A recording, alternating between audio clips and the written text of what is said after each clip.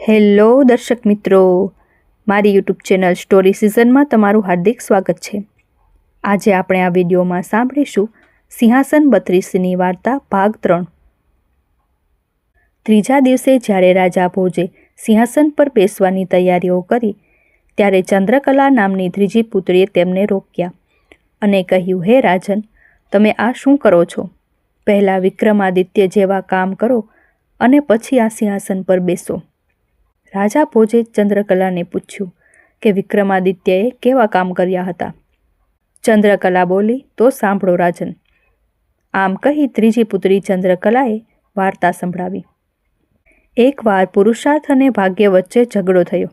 પુરુષાર્થનું કહેવું હતું કે મહેનત વગર કાંઈ મળતું નથી, જ્યારે ભાગ્યનું માનવું હતું કે જે કાંઈ પણ મળે છે તે ભાગ્યથી જ મળે છે, તેમાં પરિશ્રમની કોઈ ભૂમિકા હોતી નથી। તેમના વિવાદે એટલું બધું ઉગ્ર રૂપ ધારણ કરી લીધું કે બંનેને દેવરાજ ઇન્દ્ર પાસે જવું પડ્યું। ઇન્દ્ર પાસે આવીને બંનેએ પોતાની વાત કહી। ઇન્દ્ર બંનેની વાત સાંભળીને મૂંઝવણમાં મુકાયા। પુરુષાર્થને તેઓ માનતા ન હતા, કેમ કે તેમણે ભાગ્યથી જ બધું મેળવી લીધું હતું। બીજી તરફ જો તે ભાગ્યને મોટું કહે તો પુરુષાર્થ એવા ઉદાહરણ આપતું કે જેઓએ મહેનતથી બધું મેળવ્યું હોય। ઇન્દ્ર આ ઝઘડાનું સમાધાન કાઢી શક્યા નહીં। ઘણું વિચાર્યા પછી તેઓને વિક્રમાદિત્યની યાદ આવી। તેઓને થયું કે આ ઝઘડાનું સમાધાન આખા વિશ્વમાં જો કોઈ કાઢી શકે તો તે માત્ર વિક્રમાદિત્ય જ છે। આથી તેઓએ પુરુષાર્થ અને ભાગ્યને રાજા વિક્રમાદિત્ય પાસે જવાની સલાહ આપી।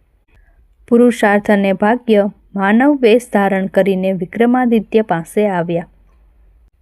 વિક્રમાદિત્યને પણ આ ઝઘડાનું કોઈ તરત સમાધાન મળ્યું નહીં, આથી તેઓએ બંનેને 6 મહિના પછી આવવા કહ્યું।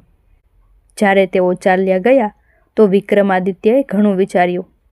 સમાધાન માટે તેઓ વેશ બદલીને સામાન્ય જનતા વચ્ચે ફરવા લાગ્યા। ઘણું ફરવા છતાં તેઓને કોઈ સંતોષકારક ઉપાય મળ્યો નહીં, આથી તેઓએ બીજા રાજ્યમાં પણ ફરવાનો નિર્ણય કર્યો। ઘણું ભટક્યા પછી પણ કોઈ સમાધાન મળ્યું નહીં, આથી તેઓએ એક વેપારીને ત્યાં નોકરી કરવાનો વિચાર કર્યો। વિક્રમાદિત્યએ વેપારીને કહ્યું કે જે કામ કોઈ નહીં કરી શકે તે કરી બતાવશે। આથી વેપારીએ આ શરત ઉપર રાજા વિક્રમને નોકરી આપી। થોડા દિવસ પછી વેપારી પોતાના જહાજ ઉપર માલ સામાન લઈને બીજા દેશોમાં વ્યાપાર કરવા માટે સમુદ્રના રસ્તેથી ચાલી નીકળ્યો। જહાજ ઉપર બીજા નોકરો સાથે વિક્રમાદિત્ય પણ હતા। જહાજ થોડે જ દૂર ગયું હતું કે અચાનક તુફાન શરૂ થઈ ગયું। જહાજ પર સવાર લોકોમાં ભય અને હતાશા છવાઈ ગઈ।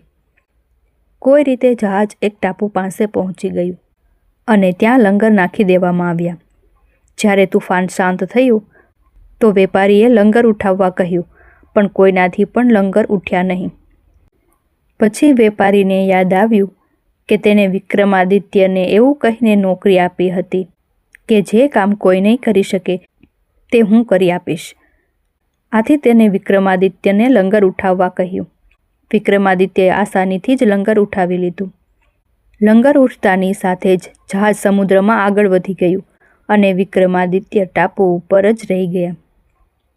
તેને કંઈ સમજાયું નહીં કે હવે શું કરવું, આથી તેઓ દ્વીપ ઉપર ફરવા લાગ્યા। ભટકતા ભટકતા તેઓ એક નગરના દ્વાર પાસે આવી પહોંચ્યા, જ્યાં એક પત્રિકા લટકાવેલી હતી જેના ઉપર લખ્યું હતું કે આ રાજકુમારીના વિવાહ પરાક્રમી વિક્રમાદિત્ય સાથે જ થશે।